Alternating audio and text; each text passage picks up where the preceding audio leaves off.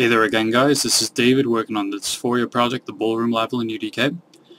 I'm going to show you where I am currently with the Ballroom. Quite a lot of work's been done on it model-wise and texture-wise. Again, these aren't final textures, but because Daryl and them are still busy on the field level because they're just about to finish it, I've just been using UDK textures. There's a few UDK materials and assets being used. I'll point them out as I go through now. So, the first thing you probably realise is the lighting's a lot better. I've pretty much finished the lighting pass that I want for the Ballroom. So the only things that are going to change is, say, the colour of the lights, or maybe the radius or the fall-off range, but small things. But this is pretty much the final lighting for the level. So I don't want you to see outside at the front here. I want the doors to block your view. There might be windows on the sides of these walls. If you do see outside, there will be silhouettes of trees and it'll be really dark outside because we want to set the mood in that kind of way. So behind here, these pillars and the lights and the pot plants, everything is my assets. The statue is from UDK, and so is that ball, and the actual plant foliage itself is from UDK as well. I can actually jump in here. It's a weird glitch where you can't jump on a 64 unit wall, but there is a jump you can do to make it happen. Okay, well, take my word for it, that water is interactable and it flows a bit. So it's a water influence surface actor, or whatever you call it. I've probably mentioned that in a previous video, but I just want to say it again for people who might be coming into this video for the first time. So I wanted to make sure that the light map resolution was low enough here so that the banister shadows come out again in the main room. All those banisters, again, I've made. Just another hallway by here. You won't be able to enter any of these doors either, just for decoration. This window pane glass is from UDK. Again, we'll have our own assets in. I'm just using them for placeholders right now. So we figured out that inside the Ballroom, which I'll just show you quick, what we were going to do is put the object of interest right in the middle of the Ballroom by here. But of course what this meant was that if you picked it up here and you were running out of the collapsing dream, you'd actually be running up there to that side of the balcony, and then because you'd be in such a rush trying to escape the dream, you'd miss all these rooms with my sofas, and you wouldn't be able to have a look at all this stuff. So what we've decided to do is we're going to on the other side of that window glass there where I came down this ramp by here, and then I went through to the Ballroom, of course.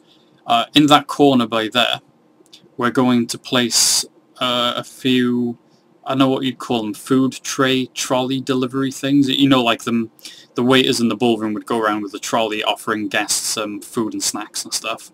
So there'd be trolleys blocking there.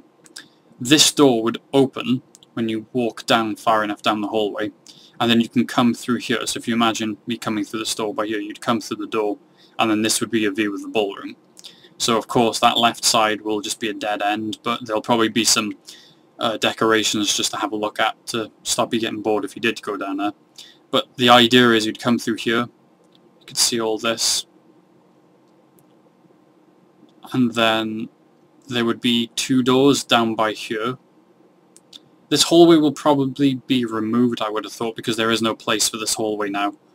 Because the original idea was to have the player come through here and have the floor collapse as you were running towards this door, and then just before you reach the door you'd collapse to the floor.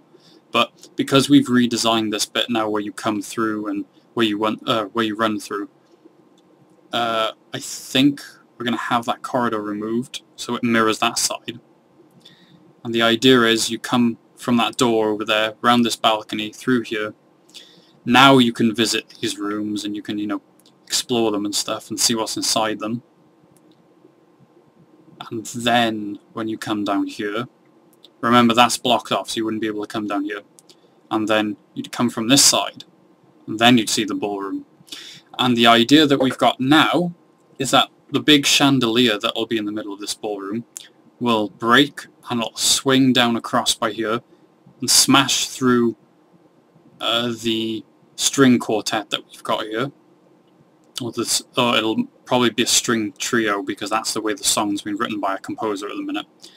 and then it'll smash through this wall, and you'll obviously be able to go through, and it'll lead to other sections of the ballroom. Down here's the bar area, in case you're wondering what this big purple sort of shady room is. So right now we need more tables, more chairs that are just repeated, because we're obviously repeating the models that we're using so that we don't have to go making individual assets over and over again, because it'll slow the process down. But this is pretty much the ballroom finished, I would have thought, as in the pillars are in place. We've actually got reflections in the floor.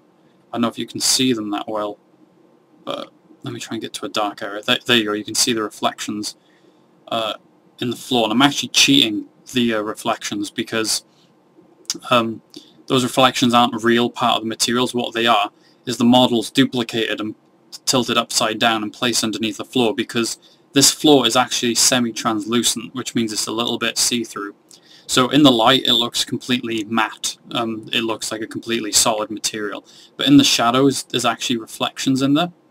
So as I said, I've just duplicated the objects and then placed them underneath the floor and just tipped them upside down, so it looks like reflections and you can see the pillars and stuff, but they're actually faked. But this was how reflections were done in the PlayStation 1 days, so that's me just doing old techniques. So there's nothing wrong with what I've done, it's just an old technique, because obviously the reflections would be built into the material these days, but I've gone for the old school method there.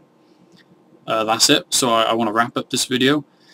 Things that are left are making knives and forks, plates, the bar area, very small detail objects, but these are the main big objects, and like technically we could call the level finished at this point and then just work on the next part, but I just want to juice up the level a bit with a bit more detailed props. So that's going to be this week's work, and of course retexturing is also the next part as well. So thanks a lot for watching, and I'll update you next week with another video.